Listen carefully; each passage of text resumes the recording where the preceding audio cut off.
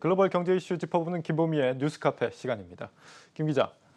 네, 뭐 요즘 실력이 날로 오른다고 시청자분들의 호평이 좀 자자한 것 같습니다. 이렇게 그래요? 호평을 받게 된 비결이 뭔 것 같습니까? 비결이요? 네. 뭐 선배님의 채찍질과 부단한 연습과 뭐 이런 것들이 있지 않을까요? 그렇군요. 제가 그렇게 채찍질했군요. 알겠습니다. 첫 번째 이슈 바로 볼까요? 네, 짤막한 자료 영상을 좀 하나 준비를 했는데요. 같이 한번 좀 보시겠습니다. 네. 我们人均年收入的平均水平是3万元人民币，但是有6亿人每个月的收入也就是1000元，1000元在一个中等城市可能租房都困难。 네, 지난해 5월 리커창 중국 총리가 이 중국인들의 평균 소득과 관련해서 내놓은 발언입니다. 중국 전체 인구 수가 약 14억 명을 넘어서는데요. 거의 절반가량이 1,000위안, 우리 돈 약 18만 원가량으로 한 달을 버틴다는 겁니다. 이 월세 1,000위안 수준에서 현재 올라와 있는 좀 부동산 물건들을 가지고 와봤는데요. 이 내부 상태가 조금씩 뭐 지역에 따라 차이가 나겠지만 열악한 환경들의 좀 집들이 대부분입니다. 리커창 총리의 발언대로라면 이 중국 내에서는 이러한 집들마저도 월세로 내기 힘든 사람들이 전체 인구의 절반가량을 차지한다라는 의미입니다. 오늘의 첫 번째 주제는요, 바로 이러한 중국의 빈부격차와 굉장히 밀접한 관련이 있는 공동부유에 대해서 좀 다뤄보려고 합니다. 네.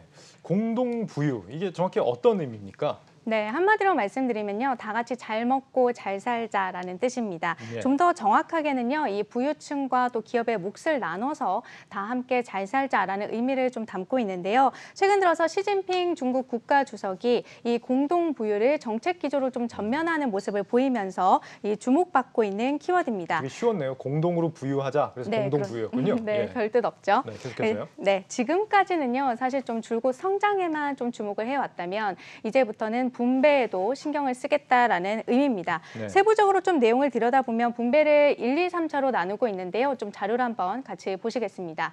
1차 분배는요, 시장 효용에 따른 부의 분배라고 굉장히 좀 어렵게 설명이 되어 있지만, 다시 말하면 내가 일한 만큼 그 몫을 가져가는 시장에 따른 분배다라고 생각을 하시면 되겠습니다. 네. 그리고 2차 분배는 국가의 세수나 사회 보장 제도를 통한 어떤 부의 분배를 말하는 거고, 3차 분배가 조금 특이한데 가진 자가 자발적으로 부를 기증하는 방식을 통한 어떤 부의 분배를 이렇게 설명을 하고 있습니다. 시진핑은요, 이러한 1, 2, 3차 분배를 좀 조화롭게 이룰 수 있는 체계를 구축하겠다라는 계획인데, 이렇게 어떤 부의 분배를 통한 공동 부유를 강조하고 나선 건 앞서 이제 자료 영상에서도 좀 보셨겠지만 이 빈부격차로 인한 민심 이반을 막고 장기 집권을 좀 토대를 마련하기 위한 포석이다라는 해석이 나오고 있습니다. 참고로 시진핑 주석의 임기가 이제 내년까지인데요. 이 내년 10월에 열리는 20차 당대회에서 시진핑 주석은 3년임에 도전할 것으로 보입니다. 자발적인 부의 기증이라 이게 실제로 현실 가능한 얘기인지는 모르겠습니다만 아름답긴 합니다. 최근 이 중국에 크게 이제 성장한 기업들이 굉장히 많습니다.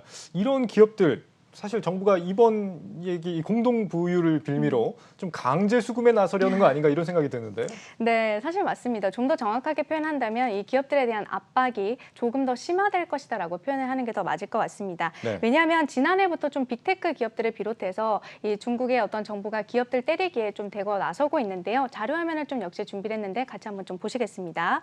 중국 정부의 기업 압박은 지난해 11월 알리바바 그룹의 계열사인 엔트그룹 상장 연기에서부터 좀 시작이 됐습니다. 상장을 불과 이틀 앞둔 시점에 이 상장 전에 중대 사항이 좀 발생을 했다면서 잠정 보류를 했던 건데요. 이후에 좀 보시면 청소년의 게임 이용 시간 축소 6월에 나타나고 있고요. 그리고 7월에는 사교육 금지 조치가 또 보이죠. 그리고 8월에는 또 개인정보보호법 이렇게 통과가 되면서 게임이나 사교육 등으로 좀 기업에 대한 규제 영역이 점차 확대가 되는 모습입니다. 몸집을 키운 기업들이요, 좀 당과 정부에 필적하는 재벌로 좀 거듭나는 상황이다 보니까 당을 능가하는 자본은 없다라는 것을 보여주기 위해서 좀 기업들을 찍어 누르고 있다라는 해석이 나오는데요. 이런 상황에서 이제 공동 부유까지 좀 더해지면서 기업들은 최대한 납작 엎드릴 수밖에 없고, 또 그들이 받는 압박과 또 어떤 부담은 앞으로 더 커질 수밖에 없다라는 관측이 나오고 있습니다. 실제로 최근 시진핑 주석의 공동 부유 발언이 나온 바로 그 다음 날 이 텐센트는 500억 위안, 우리 돈 약 9조 원의 자금을 공동 부유 부유와 관련한 프로젝트에 좀 기부하겠다라고 밝혔는데요. 네. 텐센트의 올해 2분기 순이익이 7조 7천억 원입니다. 그런데 이 분기 순이익을 더 넘어서는 금액을 이제 정부에다가 이제 기부를 하겠다라고 하는 거고요. 또 이제 텐센트를 포함해서 중국의 이제 6대 창업자의 기부 현황을 좀 가지고 와봤는데 올해 이제 나오는 지금 금액을 다 토탈로 합산을 해보면 2천억 위안, 우리 돈으로 약 36조 원 가량의 자금을 이제 기부를 했거나 기부 계획을 밝힌 것으로 알려지고 있습니다. 이렇게 뭐 팔을 비틀어서 뜯어내는 걸 우리가 기부라고 부를 수 있는지 모르겠습니다만 네, 요즘 자발적으로 냈으니까요. 네, 뭐 우러나오는 마음이 있었겠죠. 네. 예, 요즘 그 때문에 지금 전 세계 투자자들이 사실은 이제 중국 기업에 대한 투자를 조금 꺼려하는 그런 분위기가 있습니다. 네. 중국 증시 남은 하반기도 좀 먹구름이죠. 네, 맞습니다. 일단은 증권가 리서치 센터에 따라서 조금씩은 견해가 좀 갈리는데요. 일단 대체적으로는 당장 적극적으로 비중을 확대하는 것은 경계하는 것이 좋겠다라는 의견들이 좀 나옵니다. 물론 중국 증시는 지난주까지 좀 계속해서 빠지다가 이번 주 들어서 좀 대체적으로 반등하는 모습들을 보여주고 있습니다. 이 지난달에 알리바바와 그리고 또 바이두, 텐센트 등을 대량으로 매도했었던 이 캐시우드 아크 인베스트 CEO 역시 이번 주 들어서 이 중국의 빅테크 기업인 징둥닷컴을 매입을 하는 등 좀 포지션을 바꾸는 또 분위기들이 좀 보이고 있는데 네. 여기에 대해서 증권가에서는 저가 매수세가 몰린 것으로 분석을 하고 있습니다. 다만 그럼에도 불구하고 안정적으로 좀 포트를 가져가기 위해서는 공격적인 저가 매수에 나서기에는 리스크가 있다, 좀 시기상조다라는 분석이 나오고 있는 거고요. 이게 이제 정부의 규제 리스크가 이미 증시에 선반영된 측면은 물론 있습니다만 그런다고 해서 또 완전히 해소된 것도 아니다라는 겁니다. 증권가에서는 1차적으로 규제 리스크가 어느 정도 해소되는 시점으로 빠르면 9월, 조금 더 늦어지면 한 10월 정도로 보고 있는데 이 10월에 국경절 연휴와 그리고 2022년 베이징 올림픽 D-100 이벤트 등이 있거든요.